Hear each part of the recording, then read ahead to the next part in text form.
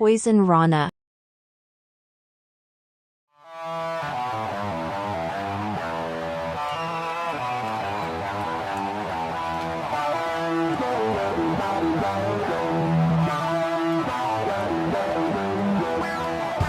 First time in a long time, but back like I never left. Taking each day as it comes, you know me, I don't read ahead. Watch me burn down everything, BDE on the TV set. When I'm in control on the road, you can never really know what's up next.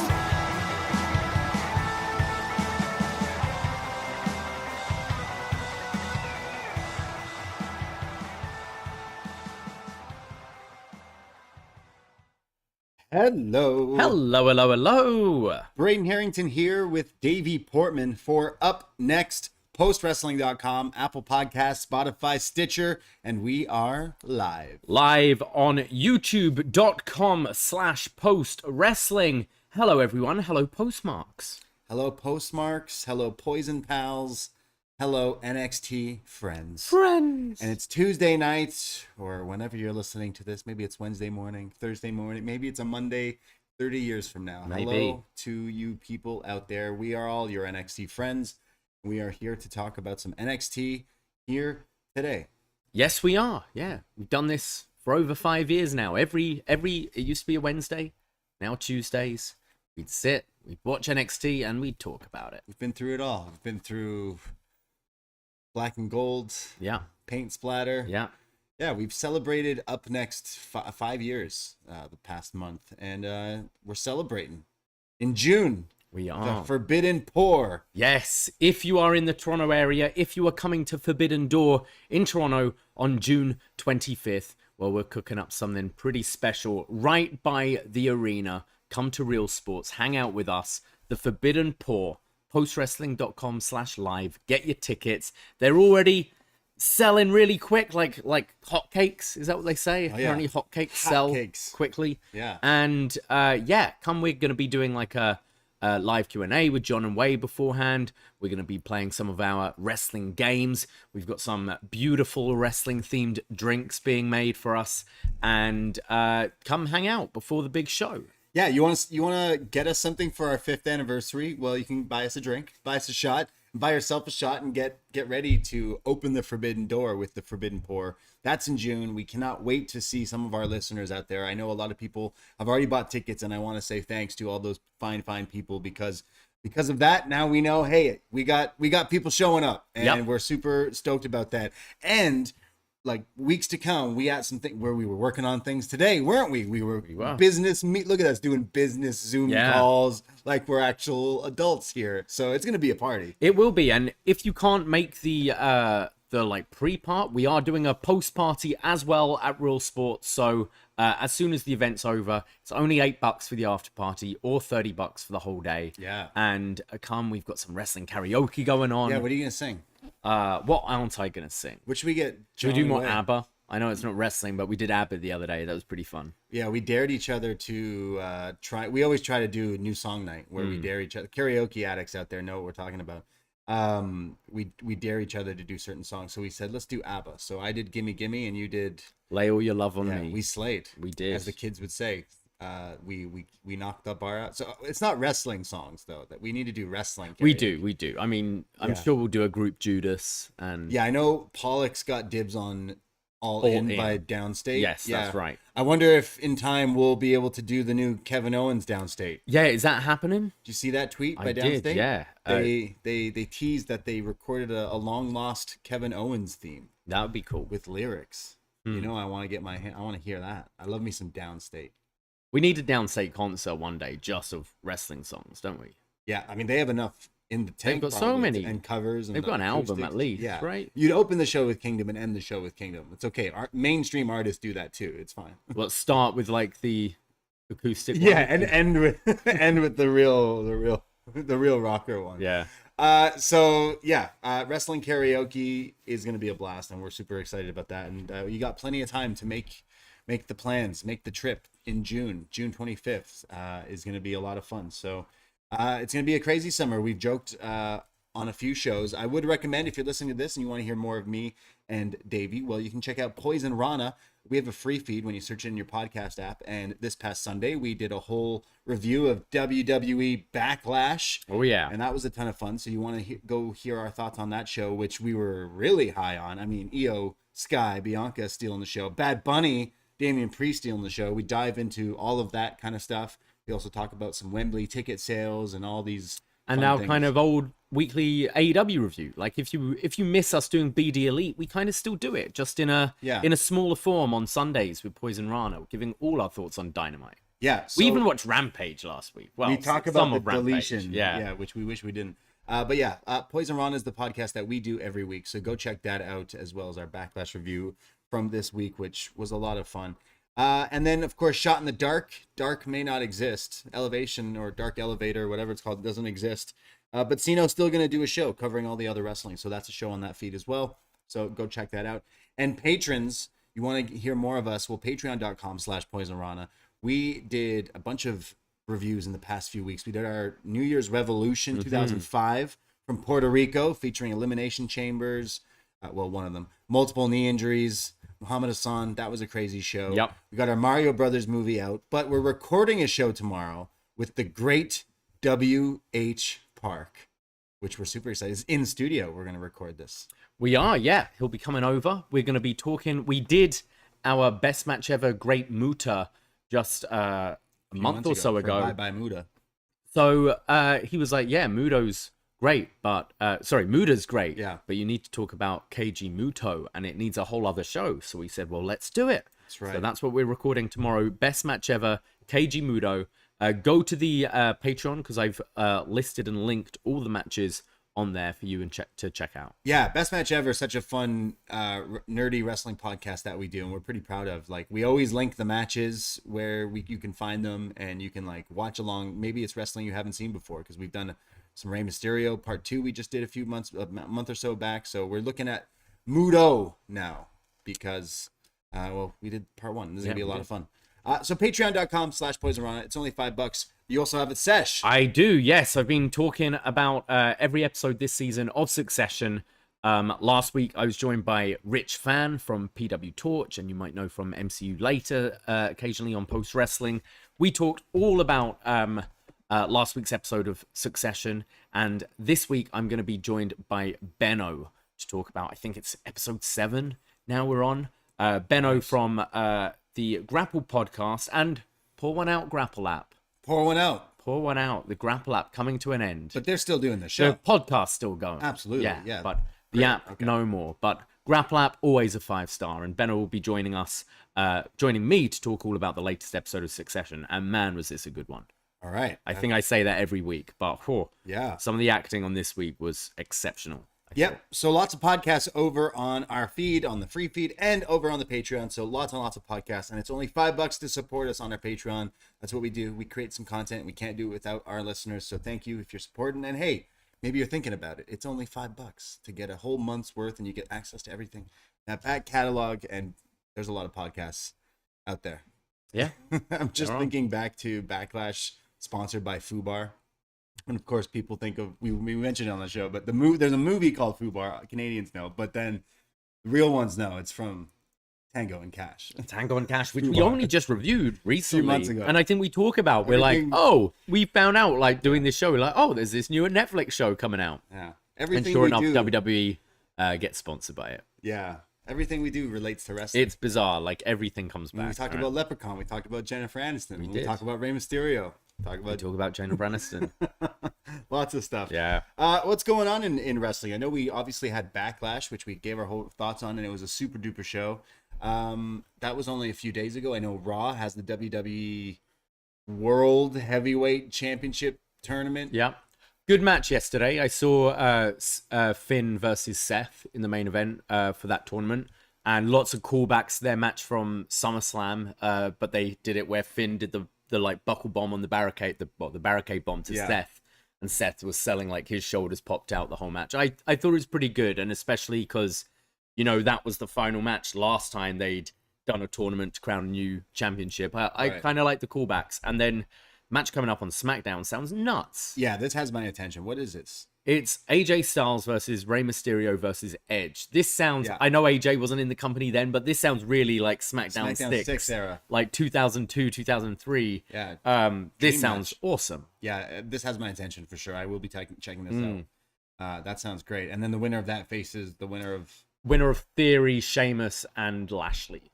Okay, so maybe Sheamus versus Edge? Sheamus versus Edge would be cool. Yeah. Banger after banger. Yeah. Yeah, so then Cody's obviously out because Brock took him out. Yeah. Country boy. So that's Brock. good. He's not getting that title. Yeah, well, that makes sense. He's got to win Money in the Bank. True, right. And then use it to challenge Roman for at SummerSlam? SummerSlam. So it's not Bad Bunny versus Roman at SummerSlam? Is that a rumor? I mean, Bad Bunny, you imagine you just watched wrestling. You didn't know who Bad Bunny was. Half wrestling fans anyways. But you're watching and you just see Bad Bunny, like that crowd reaction. Yeah. You go, this guy should be the champion. Yeah. Logan Paul got a shot. Yeah. Why didn't Bad Bunny get a shot? Yeah. Honestly, Bad Bunny's like my new favorite wrestler. Bad He was Bunny's great. wrestler of the year. He running. did really well. He did good. Like, call me crazy, but Bad Bunny got a crazier, louder reaction than Punk's return in Chicago. I think he got I know it wasn't many people, but he got a crazy reaction like the Hardys coming back. Like, it sounded, you could not hear the music. It's so crazy. And I've been listening to Bad Bunny for the past few days already. So clearly, promotions like this work. Oh, yeah. Now I'm like, oh, man, I got to listen to that 1% song, which is a banger. But yeah, great week of wrestling. And then we have some NXT. We do. Let's get into it. NXT from May 9th, 2023, live from the Capitol Wrestling Center in Orlando, Florida. And we open with a tournament match. So many tournaments going on right now. That's right. Indy Hartwell last week vacated the NXT Women's Championship. And we've had a field of 8 women hand-selected by Shawn Michaels, who he thinks deserves to be in this tournament. And the opening round match is Tiffany Stratton versus Gigi Dolin. And we get a bit of an insert promo from Tiffany saying, I can't believe I even have to compete. I should have been handpicked and handed this title. Gigi Dolin is so deranged, and I need this like I need a pair of fat jeans. Ew, gross. And I'm going to win this and go on to be the next NXT Women's Champion. Gigi has her own insert promo and says, JC, what you did last week talking about my brother like that was disgusting, but I got my pound of flesh, and I hope you make it to the semis so I can kick your ass again. And I'm going to use Tiff as my punching bag on my way to be NXT Women's Champion. So we get right into the match. Tiff shows off with her kind of cartwheel and matrix escape. She does that cartwheel with so much speed. It's always looks awesome. There's a Bronco Buster from Gigi, which didn't look quite as good. Didn't get all of it. No. But then Tiff hits this running double stomp, like to the shoulders of Gigi. And the speed she hit this, it looked like she killed her. Looked great. Yeah, Gigi. Tiffany is someone who's just stepped up so much in like the actual like strikes and serious looking moves. She's got this meanness to her. Yeah, something about her style has improved so much. So she starts to work on the shoulder. There's a series of clotheslines and a thrust kick from Gigi, and then a cartwheel handspring elbow from Tiffany.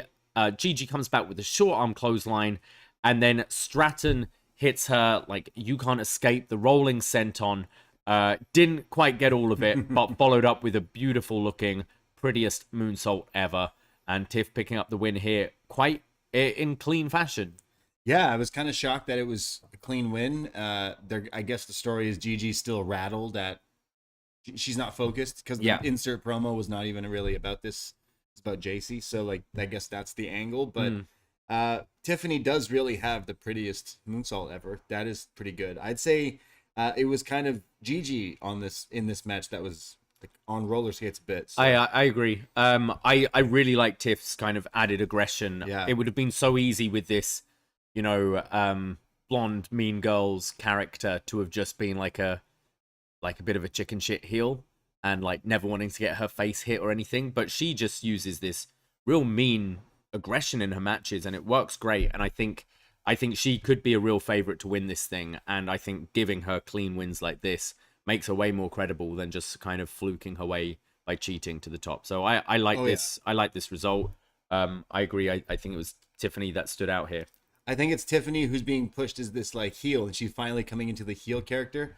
But she's proving that she's so good in the ring, and the character clicks that I wouldn't be surprised by the time we get to battleground that the crowd is actually on her side. Yeah, there was some chance for her here as well. Not like she's got the whole package here.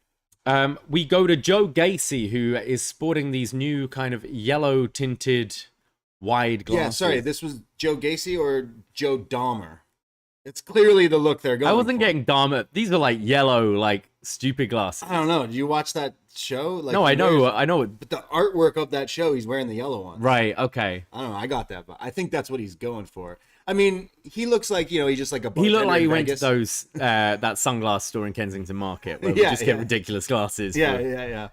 Going to watch wrestling. Yeah, I was there yesterday, but I just got fake Ray-Bans. Yeah, Ray-Bans. And he says last week he sacrificed himself to give the Dyad the opportunity for glory tonight. It's for Roots One Tree, and we see the Dyad walk off to prepare for their match. And he says to Ava, "I've taken your words to heart and will not be joining you ringside. So go out there and do what I would do." So just Gacy leaving it all to Ava Raine and the Dyad tonight. Interesting. Yeah, a little confusing at what like he's saying, but it kind of makes sense, I guess, a little bit later, sort of. We then see Trick and Mello. They're in the barbershop, and they're saying like Bron should just change his name to and I think that's what they said. You had the Hoover going for a bit. Yeah, as this thing started, I didn't realize it came back. I spent like 4 minutes chopping up a shit ton of garlic, and I was cooking and onions, and then like as this segment came back, bowl slips out of my hand. All that it went everywhere. So I was like, hold on, and as I'm vacuuming, it came back, and you're like, yo, I'm trying to watch the barbershop segment. I was like, sorry, man. It's one of those things where, like, we watch TV in very 21st century ways, but sometimes it would be nice to just like rewind something you're watching on live TV. Sorry, but the floor is going to smell like garlic and onion. Oh, it always does anyway. Mello says he appreciates Trick for standing up for him, but he doesn't need to do this, and Trick says he does. Bron is a bad boy, but I've been training more than anyone, and I'm going to kick his ass tonight. And Trick says, yeah, I'm doing it for you, Mello, but I'm also doing it for me. And your biggest test right now is Battleground, but mine is tonight, and that's all it is going to be, and all it ever was going to be. Yeah, sure, something like that. The best was when he's leaving, he daps up this like baby. It's like a little kid that he perfectly handshake daps up. I think they really transitioned these two really well from heels to babyface. It wasn't like an overnight just snap and we're good guys now. And just Trick, story's always been he's been, the party guy and not taking it as seriously, but being like, no, I've been training hard for this. And I always like his promos. So yeah, it made me kind of pumped for this match. We go to the NXT Tag Team Championship match, and it's Gallus boys on top, taking on the Dyad. The Dyad lads versus pure Gallus. Yeah, Dyad recently being in the news a bit because they requested their release, which wasn't granted, and then they kind of made a public statement saying that their contracts come to an end in October, but still getting booked on TV here and getting this championship match. Yeah, last week it was Ava Raine causing distraction for Gacy to get the win that allowed them to get this, and here we are. It's like NXT UK. We have the first NXT UK champions versus the longest reigning NXT UK. That is true. Champions. Yeah, Gallus. The Dyad jump the bell and start to attack Gallus, and this is where we see that Stax and Tony D are on the perch watching on. After being beaten down by a while, Dyad come back by hitting their kind of classic GYV double team moves, the drop kick to the ankles, poetry in motion, and then their Enziguri flatliner combo. And then we see during the match there's like a picture-in-picture where the Creeds are wearing like blue masks, like the Dyads, but blue. And they're like goofing around. They're making jokes. They're like, oh, we're two roots, one team, or something like that. And Ivy Nile pokes their eyes out. They go, oh, Ivy, it was only a joke. It was kind of weird. Yeah. In the middle of this match, and really didn't make them seem very cool. No, it's such a little thing, but so dumb. Yeah. Like, these guys are supposed to be your good guys that aren't involved in this match as of this time. But instead, you make them look like goofs, and you're like taking away from the match while the match is happening. very, very odd choice. You know, we love the Creeds; they're our favorites, but it's just like, why were we trying to dislike them? I feel like we dislike everyone in the tag division right now. We have guys in the Mafia who may or may not kill people. We have the Creed brothers who seem like bully jocks at this point. The Gallus guys who drink a lot and they're Scottish, so you know they're bad guys anyway. And then the I don't know, psycho the team who wants to leave the company. The team the team that wants to leave the company and hangs out with Joe Dahmer. So what's going on? Yeah. Who am I supposed to like here? Well, I really thought in this match, I'll get back to the match, but it felt like Dyad were like, they were wrestling like baby faces. They were doing all the flashy stuff here and kind of was getting that babyface vibe from them, but then you've got distractions and stuff. Anyway, there's a double choke slam from Gallus. Gallus go for one of their double team moves, but Rip Fowler grabs the leg, which allows Jagger Reed to roll up Mark for a near fall. This is when Ava Raine gets on the apron and Jagger Reed gets catapulted, but counters this catapult, hitting this big DDT, which looked nice, setting up for the Dyad's finish when Ivy Nile comes out, takes out Ava Raine. The Creeds are out there as well. There's all this distraction, and this allows Gallus to hit their running knee into the TKO for the finish and the win, and retaining the championships. Yeah, so the grizzled young vets did not return as we were hoping to maybe see some way, some shape or form. But who knows? Maybe down the line, these guys don't end up leaving and do somewhat kick around and does work out.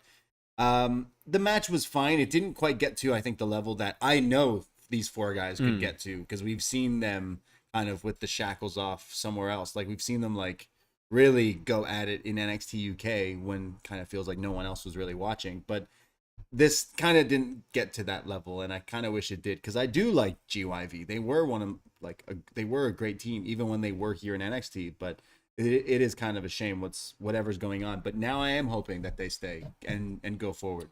I'd like to see them move them babyface. Like, just make it... They break away? Yeah, either they break away or just turn the whole group face, which would be weird with Joe. But yeah, I think their wrestling can be quite flashy, which lends itself to that. And I think they've been there so long now where I think they could easily like win over fans and might just freshen them up a bit.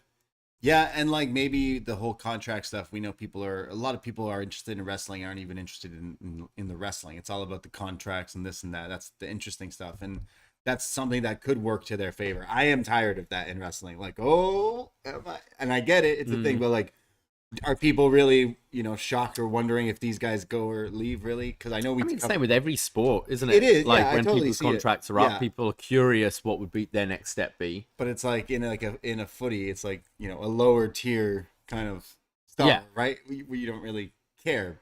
We do, because we watch these shows and we actually like these guys, and we're hoping. But these could be, Roy Kent going from Chelsea to Richmond. They could be like switching it up. They could be, they could be at Wembley. Yeah. They could be in progress.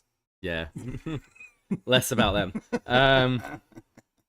But yeah, no, I agree. I thought it was an all right match. Didn't really like all that like insert picture-in-picture thing, and the end was a bit like just boring. Yeah. With the distractions and everything. RYN Rin in the chat is suggesting that Diamond Mine should be dumb, like cocky jocks. They should just turn them. Okay. I mean, that's an interesting take. Like, to have them to try out their brawn. Right? Hey, maybe that's how you eventually link them. They don't have Rod. We know they don't have Roddy now. Yeah. They don't have a third person. Have them be more heelish. Start being like jerks and mocking people and stuff, and then just fully turn them. Team back up with Damon. They take out Mello at Battleground and help Braun win. Sure. They win the titles too. Book it. Yeah, why not? We then see this video of just this hooded figure watching on these like video screens all the different attacks from the NXT Women's Division. We had Nikita Lyons got laid out. We had Wendy Chu, Sol Ruka, and she's watching on, and there's kind of, it's like black and white but mixed with like purples and greens. Yeah. And so, is this NXT Anonymous? Is this the person behind the attacks? Who do you think this is? This leads me to believe we were on the right track of it being Stevie Turner. Who? Okay.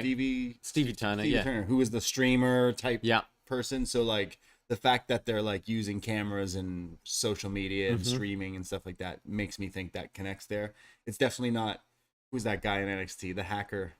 Solomon Crow. Solomon Crow? No, I think he's a bit busy. Is it Ali? Ali was meant to be the hacker, but never revealed as the hacker, wasn't it? Yeah. Is it the hacker Scotty O'Shea, famous indie Ontario wrestler? Maybe. Could be any hacker. This could be here in NXT. I think that makes sense. Stevie Turner or someone like that who we haven't seen for a little while, because they kind of brought her in, and we haven't had one of those YouTube sessions for a while, have those Twitch streams. Thankfully. So yeah, you could be right there.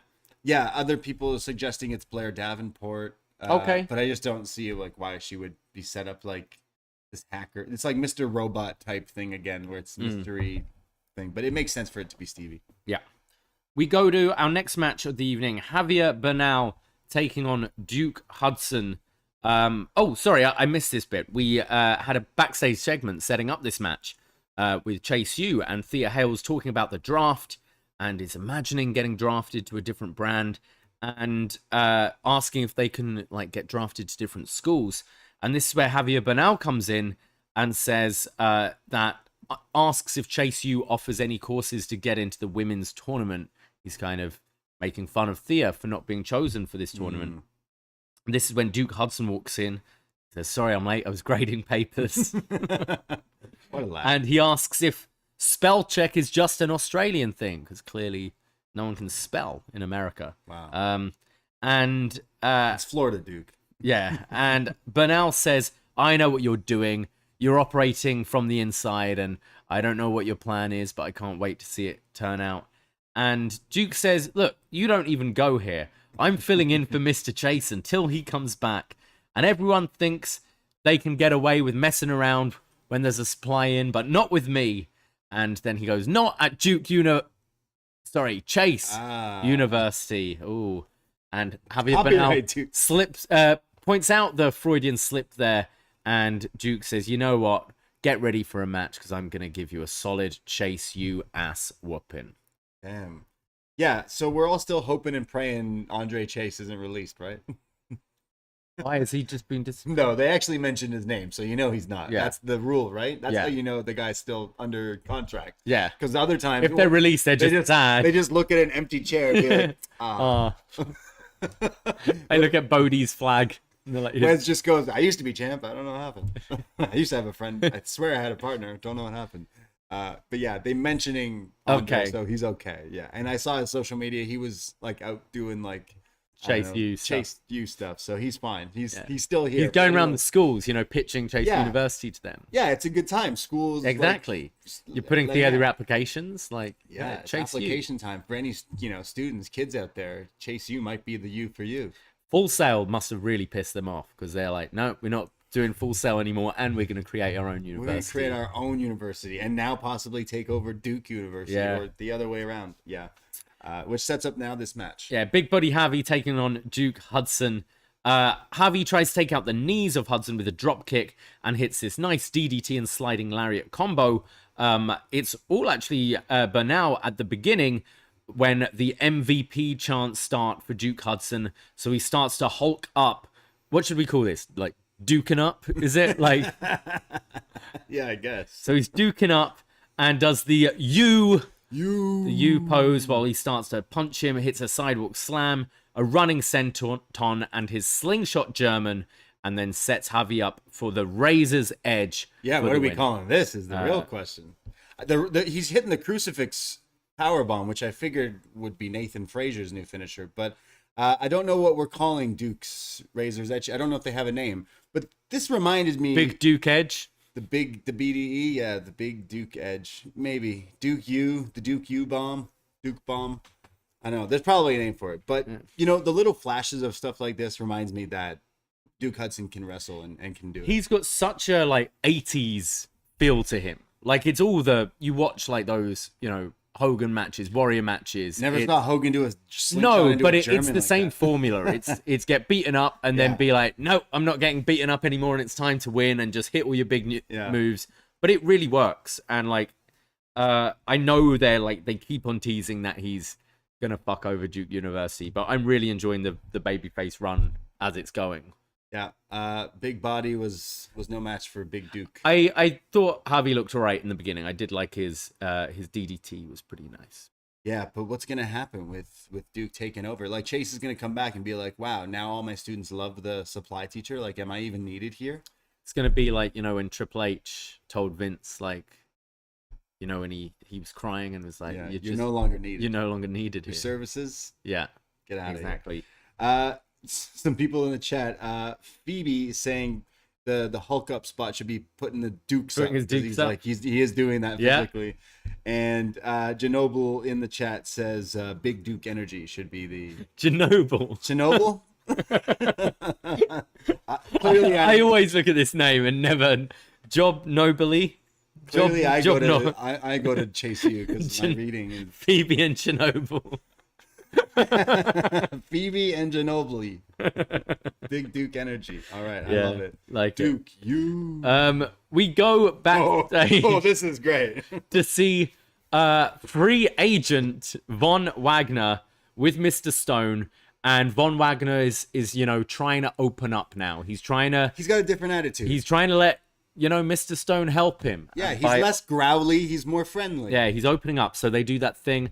Let's say a word and see what word comes to mind right away. So they're playing 21 questions here. So they go like hamburgers. And Von says bacon burgers. Stone says fries. And Von says... I think he's asking his favorite... What's your favorite kind of burger? Okay, right, okay. What's your favorite kind of hamburger? And I'm with bacon burger. And he's like, okay, what about fries? And he's chili like, chili cheese. And ice cream, he says mint chocolate chip. No, wait.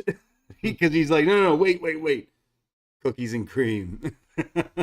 And Stone says that here's pistachio when the lawyer, Luca Crucifino... Yeah, we've seen this guy before. Apparently, we were the only one who's seen this guy because this showed on a feed that everyone else did not get. We talked about it on a show. Yeah. And everyone's like, I did not get that on that feed. So we've seen this guy. So Stone is showing Von this picture of Von as a baby when he had like these stitches on his head. He had brain surgery as a child. As it seems, yeah. And Luca Crisafino basically comes in and says, hey, Von, couldn't help but overhear you're trying to get ahead with some of your... And Von's like, what? Because he thinks he's taking the piss out of his head. So Von gets mad and like grabs him and then turns back into old growly Von and goes, pistachio, and walks off, leaving Mr. Stone. I was under the impression it's like an 80s... It's like Tango and Cash or some 80s movie where he roughs the guy up and then goes, pistachio. Walks off like it's a one-liner. Yeah. I'm not sure, and that's what's confusing. I had it like it. I don't know. I took it more as he was like he was opening. Now up. he's upset. Like he was trying to open up. He was getting somewhere, and then someone was like, "You loser," and he's like, "Fuck." I'm like, then was mad at Stone again. I don't know. It was very interesting. So if Von Wagner was an ice cream flavor, he'd be pralines and dick, because he's an asshole. Yeah. Still, but yeah, we get the someone out there got that Wayne's World joke. We're getting the Dr. Jekyll, Mr. Hyde of Von. Then Mr. Stone wants to get the soft, like the real, the human, and he keeps reverting back to like big scary ape essentially. Yeah. So we're gonna see the softer side. I wonder, like, it was interesting they called him up as a free agent. So I assume he's just gonna be floating around a little bit until he lands somewhere. Next week he's gonna be. Mr. Stone's gonna show up and be like, "Hey, I want to smooth things over. Try some pistachio ice cream." Okay. And Von's gonna have him be like, "Maybe." So is that how he's gonna like debut on SmackDown? Like, he's like, where are they next? Somewhere in Texas? He's like, I know the best place for pistachio ice cream, and he takes him to SmackDown in Texas. And what's your favorite kind of ice cream? My favorite kind of ice cream? Like when you go to an ice cream shop. I like a raspberry ripple. Oh. Yeah. Sounds like the what is it called? Stracciatella, I think, which is like the vanilla chocolate and like raspberry. Oh, we call that Neapolitan over here. No, not like the slices. It's like the raspberry ripple. You've got like the kind of bands through it. Ripples through it. The ripples through it, but bits of chocolate as well. Because like Von said, mint chocolate. Yeah, that's like, nice. It is good, but sometimes you can't do it because it is still minty. It can kind of mess up your palate. But I go with anything chocolate peanut butter. Is pretty okay. I know I told you, but at my girlfriend's birthday a few weeks ago, I got her this Ninja Creamy thing she's been going on about on TikTok or something. It is amazing. I would recommend people looking up a Ninja Creamy. You can make anything into ice cream. I've been fucking around making like, I turned a Viet coffee into ice cream. I made a healthy smoothie bowl with like oat milk and like bananas and like peanut butter. Like I'm on an ice cream kick lately, but it's like not like like store-bought ice cream. Ninja Creamy with Phoebe and Ginobili. Yeah. Ginobili. Some people in the chat are saying, Chris Leone says cookie dough is his favorite. I like cherries as well. Cherry ice cream? Cherry. Yeah. Ice cream with cherries in it. Cherry Oh, flavor. like the ones with the cherries like in a creamy it. cherry one. Like is. Yeah. Yeah. But like, I do like anything chocolate peanut butter, banana peanut butter, anything like that all put together. Like, that's what I'm about. I'm too full from dinner right now. Yeah. But yeah, definitely check out that creamy thing. I love it. But yeah, great segment with Vaughn. Yeah. Pistachio. We go to Gallus, who is singing. They got out of the venue real quick here. This Big Daddy's bar must be close by. Yeah. Like they just wrestled a few. No, they're not at the pub yet. Oh, sorry. They're leaving. They are going to the pub. They're singing, walking to the pub. What are they They're singing like a song about Glasgow, probably some Scottish football song. And when they bump into the Creeds, who were also singing, why not? Just singing away. And Joe Coffey calls out Ivy for getting in their way during the match. And, not Brute, Julius is like, look, I can't understand what you're saying, but I know I don't like it. So we want the tag titles. So what are you saying? Let's do this. And Gallus is like, boys, let's go to the pub. So like, brush them off. They go to Big Daddy's. Yeah. It's Tuesday night. Dude, they must be good deals. Yeah. Those Moscow mules and the thing they're always drinking out of must be the deal on Tuesday at Big Daddy's. Like a tankard of beer for $6 or something. We got to find out. Shout out Mike in the chat who says Ninja Creamy is amazing. The gospel. Also, a good fella 1422's in the chat says Cherry Garcia is a banger, and I think that's the one you're talking about. Cherry Garcia. Ice cream with the cherries in it. Yeah. Is that Daniel's? No relation to Right. Daniel Garcia or Jerry Garcia. Is that an actor? Andy Garcia? Andy Garcia. Right. Yeah. Jerry Garcia? Jerry and Cherry? Cherry Garcia. Sorry. Yeah, that's definitely the one you're thinking of. Okay. Yeah. Yeah. Okay. Yeah. That one's nice as well. Just cherries are good. Yeah. We go to our next match. Eddie Thorpe taking on Damon Kemp. And there's some real nice just like mat wrestling here. They're both pretty big and pretty skilled at the amateur wrestling side of things. So nice waist locks and throwing each other around. Eddie leapfrogs Damon and then hits this like twisting crossbody. Kemp comes back with a nice looking suplex. And then Kemp hits the like Dream Valley driver. The sort of cartwheel Death Valley driver, but with so much speed that Kemp kind of flew out of the ring after hitting it, but I thought looked awesome. Eddie Thorpe starts to come back with like a bit of a hot streak, hits an enziguri and haluva kick in the corner, followed by a German suplex for a 2. And then Kemp gets caught with a big boot and German, and then just a leaping elbow drop from Eddie Thorpe to pick up the win. Kind of a lackluster finish, I thought. Eddie Thorpe kind of showing some steam. I was impressed by a lot of his moves, and then he just kind of hit a normal elbow drop. It's like not even the Rock. It's where we've seen certain moves, like what you need to do to put someone away now, and like a standing jumping elbow drop. It's just a little. It's like just there was no. bizarre. You didn't do a worm before. Yeah. You didn't take off your elbow pad. Yeah. You just did an elbow drop. So was kind of weird. That definitely threw me off. But still, both guys are, and we know Kemp showed the wrestling before. I really like Kemp. For me, he was the one that stood out here. I think some of his like throws and that like Death Valley driver he did looked awesome. Eddie Thorpe, I'm still not sure on. There's nothing that's really screamed out as being special about him to me yet. But I think he's very proficient. But yeah, I thought they did a nice job in the short time they had here. Yeah. And then after the match, you see Damon Kemp's complaining to the referee. We go to a Kiana James interview where she says that she was hand-selected to be in the tournament, and she gets it, but she must have the most difficult first-round opponent because she's facing the Bird Lady. And she didn't call it, but yeah. And she says her last 12 months here have spoken volumes of her talent. And one by one, I've checked off goals. And we did see that in her diary. She had all those goals she had. And one goal she hasn't yet succeeded in is getting the NXT Women's Championship.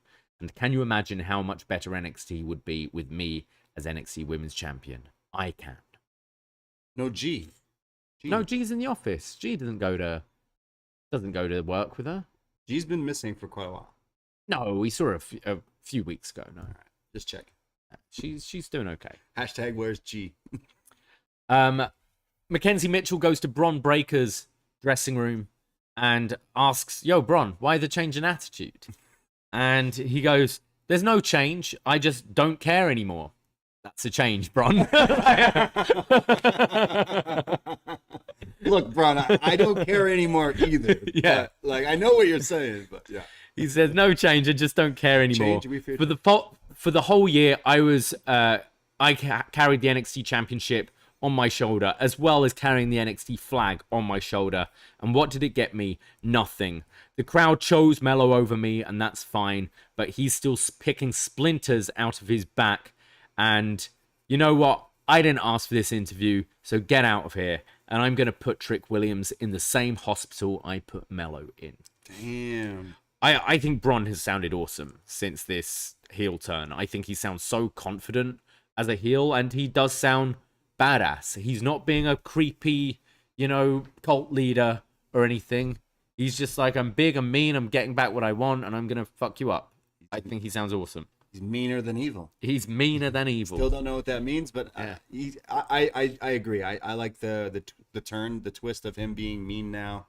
The heel turn is making a whole lot of sense, and good to see what his range can be, right? Like we've seen him as a good guy, and I'm sure that'll work eventually one day, but let's squeeze this out and see how mean he can get. And a few weeks till the next pay-per-view, that Battleground, I think he could pull it off. I enjoyed this way more than him trying to be happy. Rather this than him like going fishing. Yeah, it's like, And I think he was someone I could have seen moving up, but I think this is maybe for the best. Have him try this out in NXT. In I think that's what he was kind of saying in his promo. He's like, where did that get me? Like, there was a draft. Yeah. Why was I not brought up? So that's kind of why he's motivated. So yeah. Honestly, a swerve would be to have him beat Mello in this heel thing. And I was joking about Diamond Mine and stuff. Again, putting them together would not be a bad idea whatsoever. And I'm liking Bron as a baddie. Makes a lot more sense. Yeah, absolutely. Sorry, I was just looking at the YouTube chat. We go to our next match. There were a lot of matches tonight. 9 matches on this show. Wow. It was a lot. Dijak taking on Ilja Dragunov, which was one I was very much looking forward to. Dragunov hits his leaping kick to the face immediately. There's this dirty chop exchange, which Dragunov just gets the better of and just lets rip with these, just slaps, repeated chops across the chest. And you see Dijak, backing up, trying to get out of it, whereas so much it's come on, chop me. Yeah. Whereas this, he couldn't get him away. I know Dijak is way bigger than Dragunov, but in a shoot fight, Dragunov would slap this guy up. I think Dragunov is so believable against anyone because of this just relentless viciousness he has. Dragunov hits his knee drop off the second rope across the throat, and then Dijak comes back by just dumping Ilja on the apron. There's a forearm exchange, and then a big enziguri from Dragunov, followed by this huge roundhouse kick.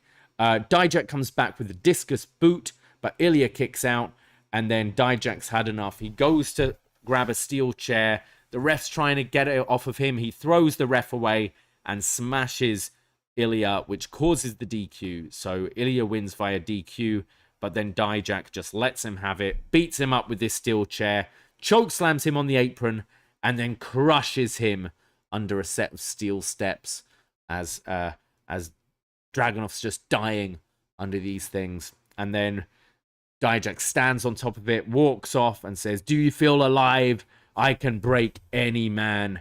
And as he's walking off, you see in the background Ilja pushes the steps off of him. He's not dead yet. Yeah, this is the hero coming back from the grave here. Yeah, Dijak versus Dragunov. They gave us a little taste of it with Dijak's chest getting all turned up here, but clearly we're rematching this. We're running it back at Battleground, and possibly with a gimmick of like no DQ or something like that. Yeah, there are times where I get mad about a DQ finish. This isn't one of them because, as you said, this was a teaser trailer of what the match could be. I think this match is going to be awesome, and I thought the angle built it up more as well. So, yeah, I think this makes perfect sense to be at Battleground and should be awesome. Yeah, don't care about the Bossman Dijak character, but I do care about his wrestling, and I know that he delivered last time. He delivered the time before that. He delivers in the ring. I like with this, the story more so is not, justice, whatever that means, but it's the fact that Dijak like takes exception to Ilja being this man who cannot be broken. Right. So Dijak's like, I will be the one to break you. And true even pop. here, like he's just like crushed him and Dragunov's still coming back. So I like that it's more that rather than I'm here to serve justice, just wants which to hurt him. means nothing. Kill him, crush him. We see Tyler Bate meditating with a bit of a smoke machine going on behind him, some dry ice. Looks like the BDE a little bit. And Wesley walks in and says, I haven't seen this much smoke since hanging out with Riddle and that other guy. I guess Wes wasn't on Twitter this week. Oh, boy. Yeah. I don't want to fill you in. No, but... it's you don't need to fill me in. Yeah, don't search Matt Riddle on Twitter. Yeah. He says, you had my back, so I've got yours. And Gulak and Dempsey are determined to suck all the joy out of NXT, but we're going to make sure they don't do that. And Tyler's just not responding. And then he sort of wakes up and goes, oh, sorry, how long were you there? I was on a different plane. When I meditate, I go somewhere else. But shall we do this? So they go out. Tyler Bate's going to face Charlie Dempsey with Wesley in his corner. So he is kind of this meditation, I guess, stoner type character. This is cementing this. I think he's more ayahuasca kind of guy, though. Okay. And, yeah. Like sweat lodges and like, rather than the wacky backy, I feel he's more. Yeah. There was smoke there. There was. Yeah. But it's not, I'm still not trusting him. I kind of want him to turn. No, I think he's full of shit. Yeah. Yeah. And I think that's more interesting, him being full of shit. Yeah, absolutely. Because he's just stringing this guy along, and he needs something. Like, he can't just be this. No. It would add a lot if he were to nut up and nut up? Yeah, like to not just be. This guy's been chilling in NXT developmental for years, NXT UK, whatever. It's like let's go, let's use this guy properly. And I think a banger of a match against Wes at the pay-per-view, whether or not this guy turns heel before or after that match or during the match. We've still got 2 weeks before the pay-per-view, 3 weeks. Yeah, maybe it's. Well, Wes could always do the open challenge gimmick, and Tyler's like, yeah, I'll do it. Start off friendly, and then I think you could do a quick heel turn with him for this. But yeah, I hope that is the match we're going to. We go to Danny Palmer's TikTok, where she's hanging out with Brooks and Jensen and Tank and Hank. And she says, like, hey, guys, say hello to all my TikTok friends. And Tank and Hank are like, yo, Brooks, yo, Jensen, can you give us some advice? Like, how are you so good? How can we keep getting better? And they go, yo, man, it's just about reps and reps and reps. Just keep on doing it. And they go, oh, well, we need reps. So how about we have a match this Tuesday? I'm like, well, I'm not doing anything Tuesday, so why not? So we have this friendly tag match set up between the security guys and the Leonard Skinner fans. Yeah, exactly. Exactly. That's the best description. Set up on Danny Palmer's TikTok. And wrestling NXT 2023 is wild. The Leonard Skinner fans versus the security guards, set up by this gymnast TikTok. One, like, in a few years' time, it's going to be the main event of WrestleMania, set up via Sol Ruka's TikTok, isn't it? Yeah. She laid the challenge out on TikTok. And you'll get the My Way video to it. Like, man, whatever happened to Tout? Yeah. Tout it out. We go to Charlie Dempsey taking on Tyler Bate, and they start just by trading these uppercuts, both trying to one-up each other. There's this great-looking exploder from Bate, followed by the running shooting star for a 2 count. Dempsey then slips out of the airplane spin and hits this double underhook suplex with this bridge, and then, like, leaps up further to pin the arms down whilst in the bridge. This looked awesome. Yeah, very Pegasus Kid, if I will. Like, very nice, very, like, smooth. And Regal Jr. is just looking so fancy. And he's got the height as well, so it just looked awesome. Vic Joseph was talking about Tyler Bate meditating, and Booker's like, I don't understand. And Booker's just going off, as he always is. And Vic was doing the, like, woo-saw thing. Yeah. Like, chill, calm down. It was pretty funny. Says, like, Book, I think you need to meditate sometimes. Book's like, what? Sorry, hold on. Let me just finish ordering my chicken parm.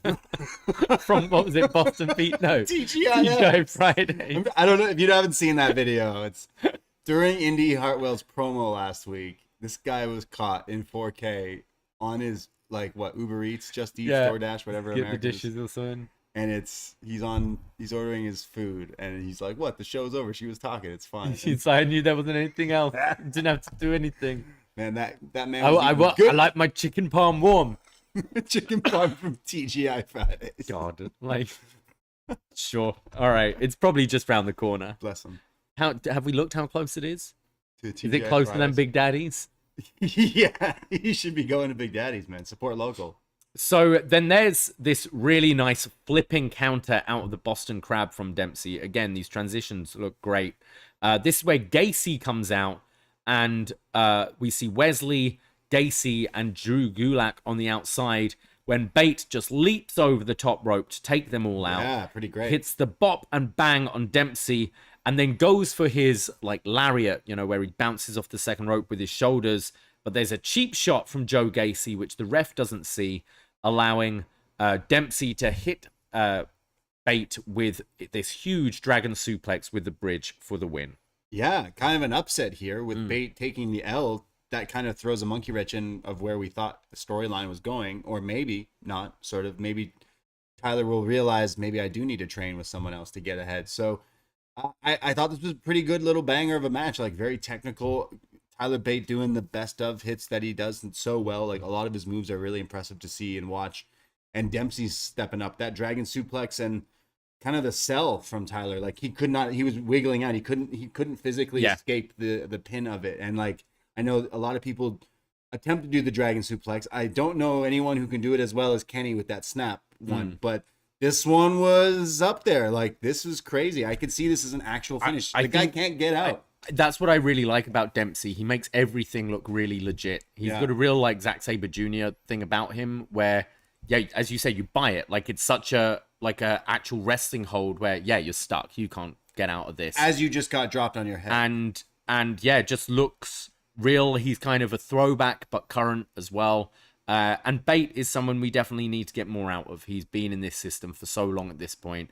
Keeps on disappearing. I know visas and stuff and COVID and all that is a big part of it, unfortunately. But he's great. Especially this. I like these two together, whether they wrestle again together against each other or team up as a group of stuff with Drew as well. But so I'd really like to see Bate get a big match at Battleground or something, but Dempsey's definitely one to watch. I see big things for him. Like, I know Regal is not allowed to be an on-screen character for a while, right? Because that's like the contract. But eventually, whatever. Like, yeah, he clearly doesn't care. Eventually, maybe we get Tyler Bate, Charlie Dempsey, Drew Gulak's their manager, and then when they make it to the main roster, Regal kicks Drew out, leaves their leader. He does the Zelina to Elektra thing. And then Butch gets tired of being Butch and becomes Pete Dunne again, and we get our own Blackpool Combat Club on the main roster with all the Brits and Regal Jr. and Tyler, and that could be something. The new BWO. The new BW? The British World Order. British World Order? Rather than the Blue World Order. The British World Order. I don't know if that one is, we'll get on. They tried it once. Yeah. We go to Carmelo Hayes on Twitter, who's watching the video of Bron saying that he's going to send Trick to hospital, and he's like, nah, man, I can't have that. Trick is fam, but I'm not letting him do this on himself. Trick is what? Fam. So you know what? Great. Melo's like, I'm Barber's like, no, wait, I gotta fix the fade. He's like, no, my friend's in trouble. Yeah, I gotta go. I respect this. I would do that for you. He should have made it more authentic and like had half his hair not braided or something. Yeah, true. Yeah, it's like he's looking all like good, but his hair's done at this point. Yeah, his hair was. He was just kind of chilling. Yeah. At that point, but yeah, pretty a good hero spot. Yeah. I think an underrated hero spot. He was in the barber chair, and his friend got called out, and the guy said he's gonna put his buddy in the hospital. So he's like, no, I'm gonna show up and help make sure that doesn't happen. So I like that. We see Dragon Lee, who's asked about these issues going on with Noam Dar. And he says, Noam Dar sees me as a threat, and that's why he wanted JD McDonough to injure me. And Noam only cares about himself and he's going to say on that Heritage Cup, when he's interrupted on the screen behind him by Noam Dar and the Supernova Sessions. And he says he is the longest reigning Heritage Cup champion, and we got off on the wrong foot. So let's be the bigger and better men. And you'll be the envy of the locker room after this, Dragon, because I choose you to be the first guest at the return of the Supernova Sessions, live from the moon next week. And after this, your career will skyrocket from the ground floor. And Dragon Lee just says, like, yeah, sure, I'll be there. He's like, I don't know what you said. Yeah. Chat show? Okay. Yeah. So the Supernova 11.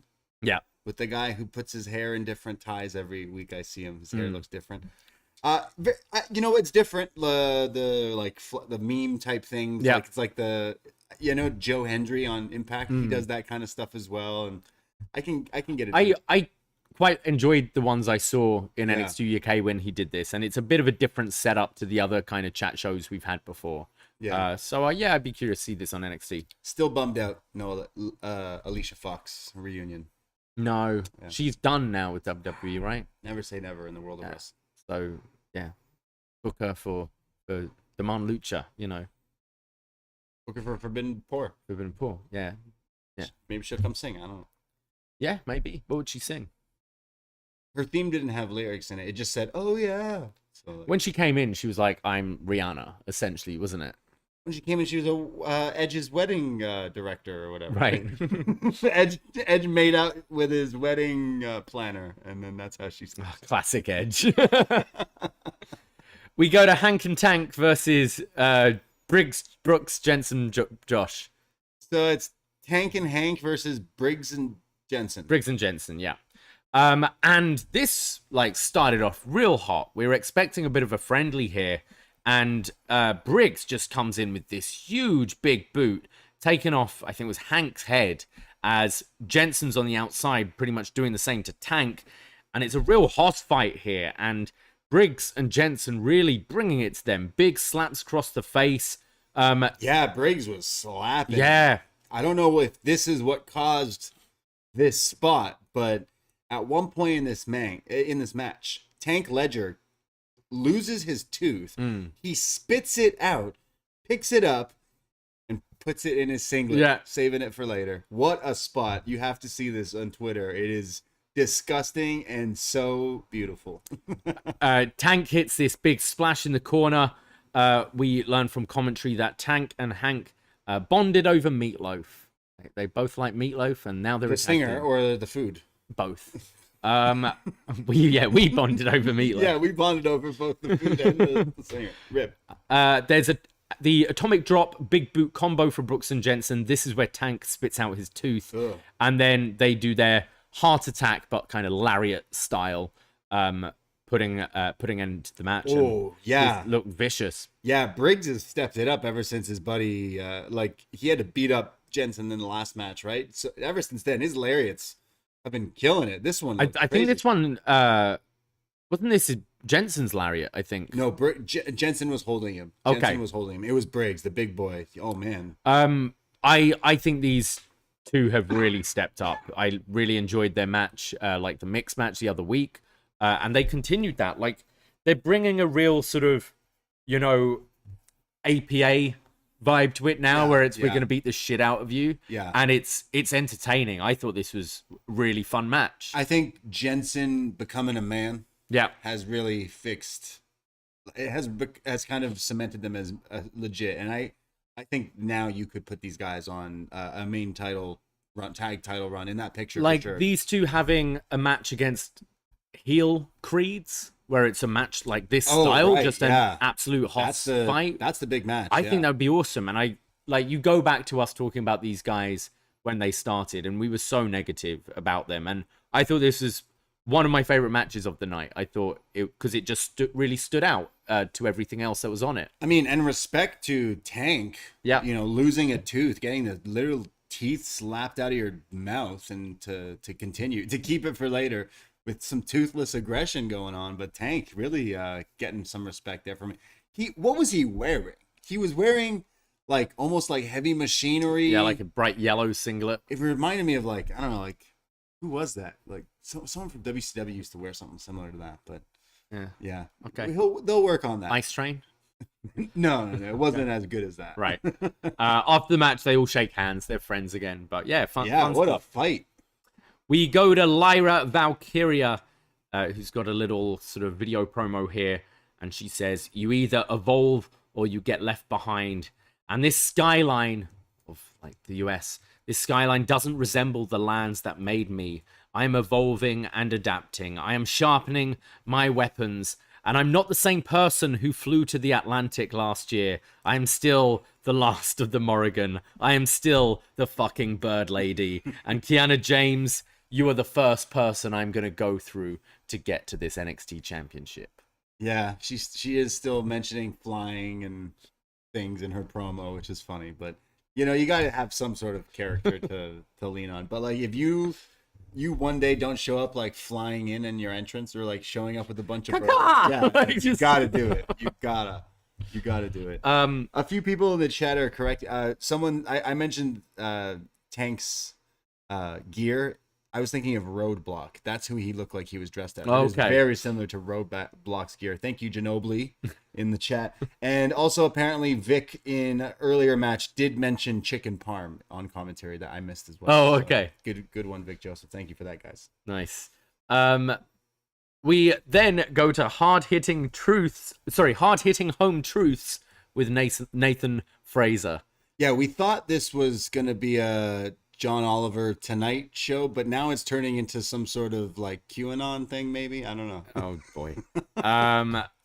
So he says WWE draft had 17 superstars from NXT drafted, and that was crazy. But that means spots here in NXT have opened up, and NXT is a real melting pot. We've got like Axiom from Spain. We've got Dragon Lee from Mexico. Obafemi from where's Obafemi from? Nigeria. Yeah. We've got people from Ireland, from Scotland. We've got people from Chase U. Oh, wait, Chase U isn't a country. And he says, and I am from Jersey. No, not New Jersey, Jersey, a little island off the shores of the UK. And in this era of global localization, which is a term we've heard in sort of, you know, pressers and things with Stephanie and Triple H, but I haven't heard it on TV before. There is a Scotsman, Noam Dar, and he's talking about the Supernova Sessions, and that show is just there to scratch his ego, whereas this show is here to expose frauds. Roll the clip from last week, and he rolls the clip of Noam Dar cheating to win, and then he rolls a clip of Noam Dar kissing the cup, and he's like, you love to see it. And even as WWE standards, this is strange. So he's like, WWE have done a lot of fucked up things over the years, but this one was weird. This guy kissing his cup. And says, soon you won't have your baby anymore, and your entire world will go crashing down. I am Nathan Fraser, and this has been enlightening. Yeah, it sounds like he's now, it's not John Oliver. It's like Fox News picking apart something and like... I'm still getting John Oliver, like all his mannerisms when he's like, you know, oh, roll the footage. Right, it's very like he's modeling it all on John Oliver. I think still it's just not funny like John Oliver. Yeah, I think he's a good wrestler. I just don't know if this is the right way to make him feel serious. Eventually, you'll drop this and like he'll become a bit more serious. I'm just not sure. I don't know. They're clearly trying to get something out of him, and charisma, he didn't have anything before this, in my opinion. Like, yeah, he was having good matches, but his character was he was a geek hanging around with Chase U, and now he's a geek on TV. Yeah, but at least he's talking more. He's being his own thing. I guess, I don't know. It could become something. I don't think his delivery is bad. I think it's just like, come on, all these things are so silly. Yeah. we've already had another chat show we're talking about on this show. Yeah, and like to do two, it's like just why there's so many chat shows in wrestling. Where's Lash Legend? Yeah, where is Lash Legend? We go back to the women's tournament, and it's Kiana James taking on Lyra Valkyria. And it starts off with some nice exchanges of pin attempts between the two, some nice counters. Kiana catapults Lyra throat first into the ropes. Valkyria comes back with a series of kicks. And Kiana's been working on the ribs of Valkyria. And as she comes off the top rope, Kiana gets the knees up to the ribs. There's a big enziguri and Northern Light suplex from Lyra for a 2 count. And then this huge gut wrench powerbomb for Kiana, which almost thought this could be the finish here. Yeah, it looked good. But only a 2 count. And then Valkyria hits the big spinning back kick to Kiana to put her away. And Valkyria advances. Yeah, both women are really skilled in ring. I think they're some of the best in NXT right now when it comes to bell to bell. I know we make fun of the Bird Lady, but the wrestling is pretty. She does impress me. She's one of the better ones. Yeah, for sure. I'd say the finish again, kind of similar to something earlier. The finish is a little lackluster because she's hitting some cool kicks as moves, bunch of suplexes as a move, and then just another kick that's And it's not Malachi Black's spinning back hit. Yeah, is so fast that you buy it as the finish. And I do think there's a lot of these new talent who are struggling to find a finish move. Is it everything's been done already? Would it be out of place for the Bird Lady to do the crane kick? Yeah. That would make sense. Because we've seen her do a splash, but even that didn't look particularly impressive. But I think the same with Axiom as well, with his running kick. Running kick. And we had Eddie Thorpe with his elbow drop. The finishes are just feeling a little... You need to step it up a bit. Yeah, just look at all the wrestlers who aren't wrestling now and all these moves that are just waiting to be taken. Yeah. Don't just steal from other people, which wrestlers do all the time, but make your own. I'm trying to think. I know I'm joking about that crane kick, but other bird things, a flying move would make sense. A stomp off the top or something would make sense because you fly. You were saying about doing the worm for it or whatever. Yeah. You can do some wings. Yeah. Be creative with it. Yeah. Fly, Valkyria, fly.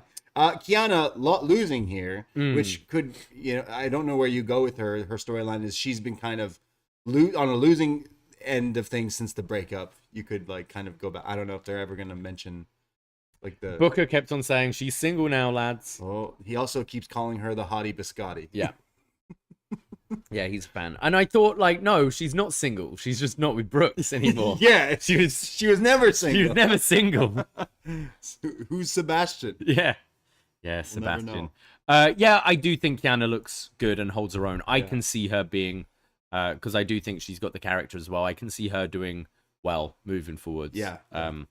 We go to Big Daddy's, where we see Gallus drinking out their tankards when Tony D and Stack show up. And they say, hey, tonight you showed why you are the champs. But last time we came here, we got a match at Stand and Deliver. But that was a triple threat. And we want it to be one-on-one. Because if it wasn't for Joe Coffey, we would be the champions. And Joe Coffey then's like, yeah, you what? I've got a fucking bat here. Yeah. This is just I'm not lying. This is stereotype of Scottish people in a bar. They have a few too many cold ones and they just you what? You won't fight me? No. So he pulls out this bat. Is it a shillelagh? I don't know what a shillelagh, yeah, but Scottish shillelagh? Scottish shillelagh.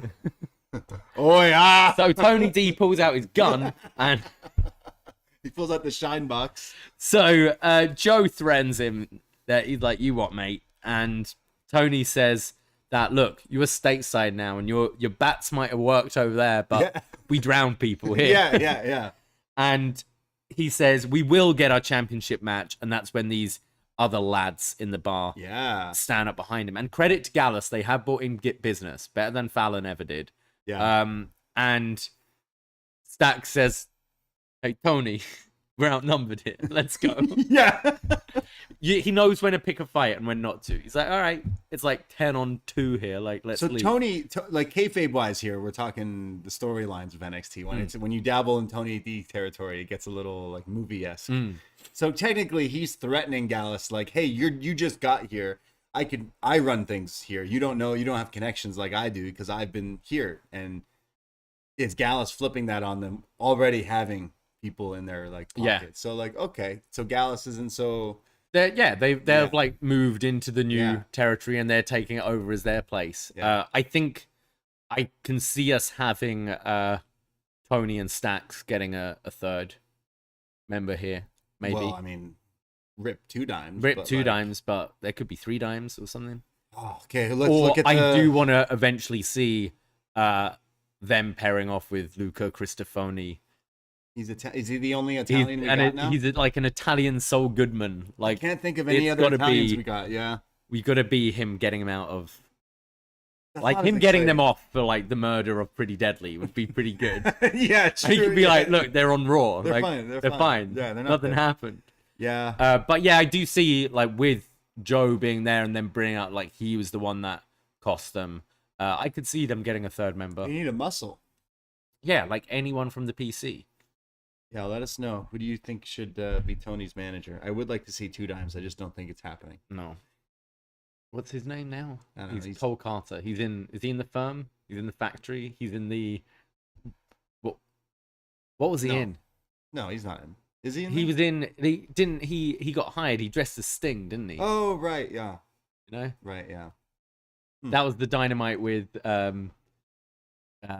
what's his name? Jack Jarrett. Yeah, there was that one. It was him and the other guy, the Swerve's mate. Rick Ross. Rick Ross, that's the one. Oh yeah, that was a wild Dynamite. That was a crazy Dynamite. Yeah, that was this year, No, right? there was someone else on that Dynamite. Someone else. I can't remember now. Yeah, there was like loads. That was great.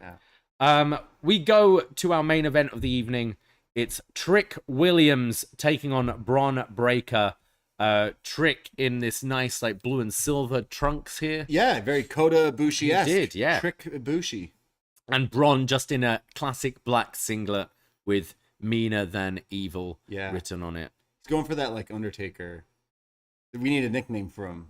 Big Red? Booger Red? Booger. What did JR Undertaker? Booger Red, yeah. What would be Braun? Big. You can't call him Big Evil. Booger Braun. Big Braun. Breaker. Just Breaker. I don't know. Breaker. I don't know. But the dog. Yeah. The dog face. They're all dog. dogs. Yeah. Were the crowd chanting? We had a hard time understanding this crowd. Were they chanting Braun got neutered? I think so. Okay. Which just feels like too clever a chant for these people. Yeah. You know what I mean? Yeah. These people. Yeah, we go to the match. There's a big drop kick from Trick. He gets Bron in the corner. It's basically Trick just jumping Bron off the bat, like trying to get him down. Impressive. He's hitting these punches and shoulders in the corner until the ref separates him. Bron comes back with this Northern Lights suplex onto the announce table on the outside, which looked pretty good. And then we've got all the heckling from the crowd of like the Bron Breakker sucks. You still suck chants. There was a spot where Trick like goes to throw Braun into like the barricade, and like the timekeeper guy is there, and he's like, I swear he called him by name or something. He's like, "Yo, Ricky, move your ass!" Throws Braun into it, and the guy's like, "Oh," and jumps out of the way. It was pretty funny.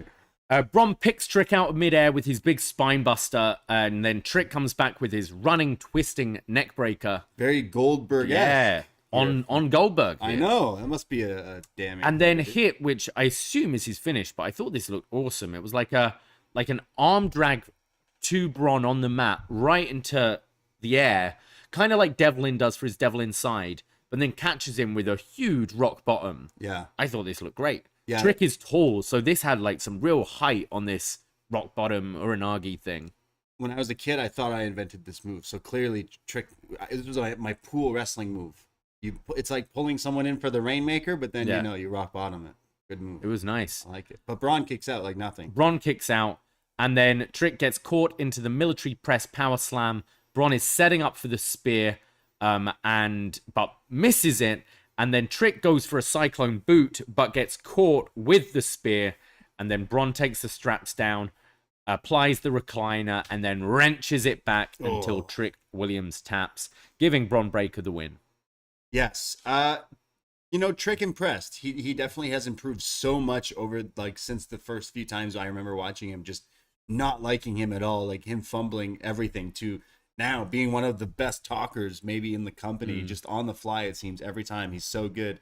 And his wrestling, he's in great shape. He's jacked. He's got some great gear and he's hitting some impressive moves. Like, man, like him and Mello can go pretty damn far, I think, in WWE after watching even just a short match like this. And it does the story some service because it's obviously Mello's guy, and here he is getting absolutely crushed by Bron, but still like held his own. I get the feeling this guy has the right attitude as well, because we've heard on commentary, even when he was a heel, Vic would bring up, oh, this guy, everyone says he's like most improved in the performance center and stuff like that. I think he's clearly putting the work in. Yeah. As you say, his promos are already like, he'd be one of the best promos on the main roster as well. I think him and Mello are way better than a lot of people on TV already. And I think his wrestling has really improved. I could see him being a top star here. And Bron, I'm loving in this just meaner. Bread, no water, just meat. I think he's got the best spear going. I think his spear, how he is now. We've seen so many people with the spear, but he's almost got the Randy Orton gimmick now, where he'll hit it out of nowhere. Yeah. And I think it makes it exciting. Yeah. And this is what happens after the match. So he puts Trick back in the recliner. So Mello runs out for the save and goes for his springboard clothesline and just gets picked out of midair by a huge, dirty-looking spear. This was great. Looked awesome. This would be in your NXT packages and things to go forward. This looked awesome in midair. Like, this spot has been done a lot in wrestling, but these guys made this look like $1 million. I believe that Mello just got absolutely crushed again by Bron in this spot. And Bron picks up the title and says, "You still have something that belongs to me." I think they've heated this rematch up pretty well between these two. Bron just feels so right in this role. I think he could really be their Goldberg. You know, like they tried it with Ryback. I think you should have this guy, when they eventually call him up, just run through people. But I think he's a better wrestler as well, and will keep getting better. So I see really high things with him. Yeah. This has been the best presentation of Bron so far. Yeah, the flip of the heel character, the mean Bron, makes a lot more sense. This match is a lot more heated already than their first match. The first time, it's like, yeah, we've been waiting for them to fight. Can't wait. But the story was like, I respect you. Well, no, I respect you. Okay, well, we're gonna. Well, let me tell you something, brother. Well, yeah, it was like, okay, cool. We're expecting the match. I'll be the devil's advocate here. It didn't really live up to the hype. No, I think it was left behind after WrestleMania weekend that no one was talking about that match. It had the weird ending as well. It had the Mello still being a heel, and then they pretended like that never happened. It was weird, and you already had some fantastic matches on that show. Like that 5-way was awesome, and I think this one now with the right story is gonna be a banger of a match, and I can't wait. I know we've been joking that Battleground is on the same night as Double or Nothing, which is gonna make a lot of wrestling fans choose. Unfortunately, we have made our choice. We will be watching Double or Nothing, but we will be watching Battleground later that night, the next day, and I can honestly say this: I am hyped for this match. Like this one will be a banger. They haven't announced the whole card, but if we think we've got Dijak and Dragunov on that as well, I think this is going to surpass the last one for sure. Yeah. And it wouldn't surprise me putting it back on Bron in this role. Yeah, that's what I'm saying. Like, I think you could flip it. I think there is some interest there. Put him in there again. Turn the Creeds. And have a whole like unit here, like a whole like mean guys and singlets wrestlers unit or whatever, the dog pound, whatever the hell you want to call it. What other matches would you? Because what other matches would you see right now? They have not announced anything. I imagine some sort of Heritage Cup thing. So Noam Dar and Dragon Lee. Okay, probably. Yeah, obviously, Tyler Bate, Wesley, maybe. Yeah. Wait, Gacy might be involved in that now, True. Right? So he got involved there. There's still 2 weeks left. Could do another multi-man, which is a bit like they do that a lot on these pay-per-views, but it could do that. I would imagine we're getting Gigi versus JC as well. Mm-hmm. Yeah. Next week, we've got Wesley and Tyler Bate taking on Drew Gulak and Charlie Dempsey, and the Creeds taking on the Dyad. Nice. Yeah. All right. I'm enjoying NXT at the moment. I think that they do progress the storylines pretty well. I'm seeing improvements across the board, especially that kind of first class of talent we saw when we moved up to 2.0. Yeah. And now we've seen them really come into their own. Your Tiffany Strattons, your Bron Breakkers, Trick Williams, etc. And yeah, I am looking forward to Battleground. I think there was some good wrestling this week. The tag match with Hank and Tank and Briggs and Jensen, I thought really they stepped up with that.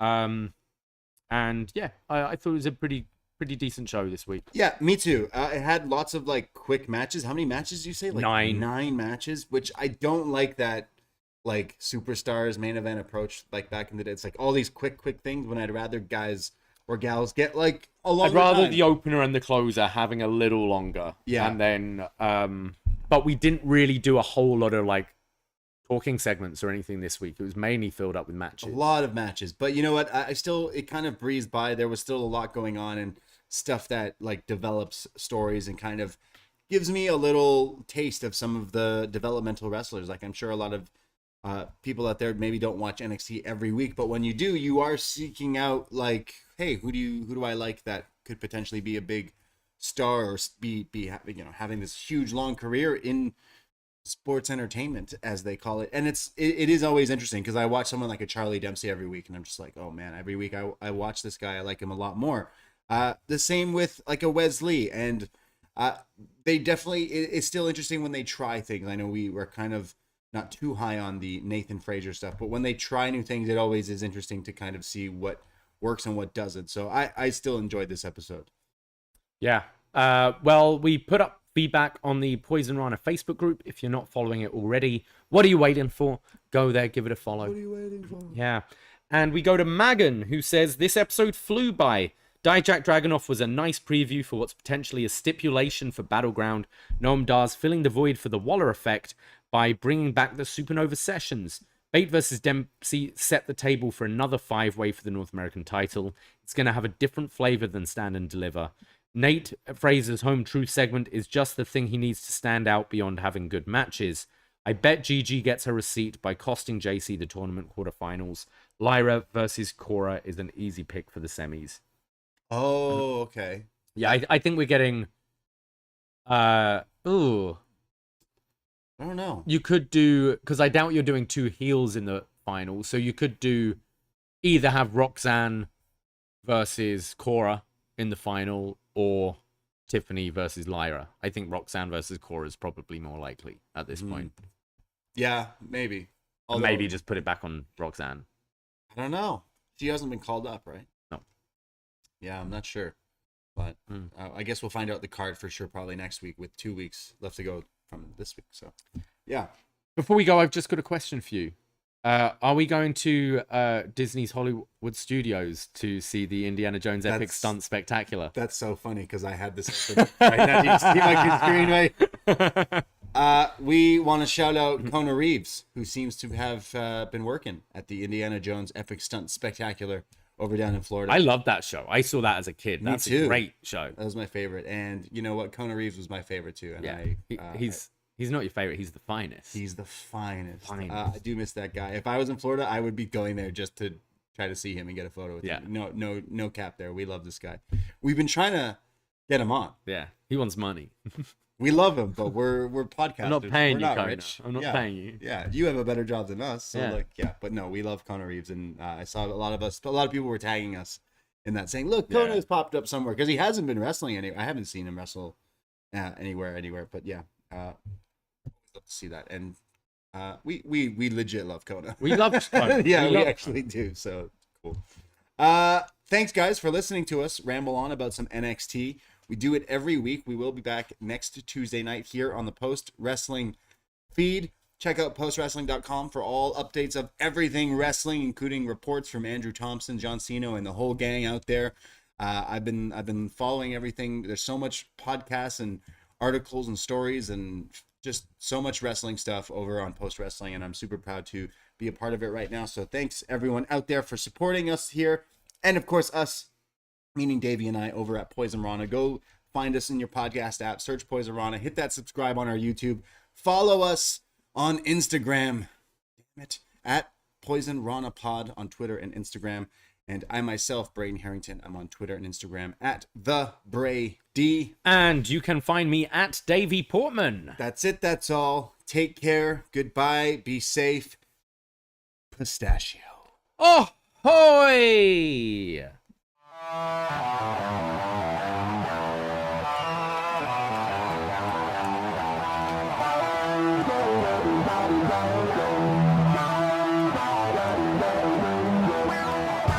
First time in a long time, but back like I never left. Taking each day as it comes, you know me, I don't read ahead. Watch me burn down everything, BDE on the TV set. When I'm in control on the road, you can never really know what's up next.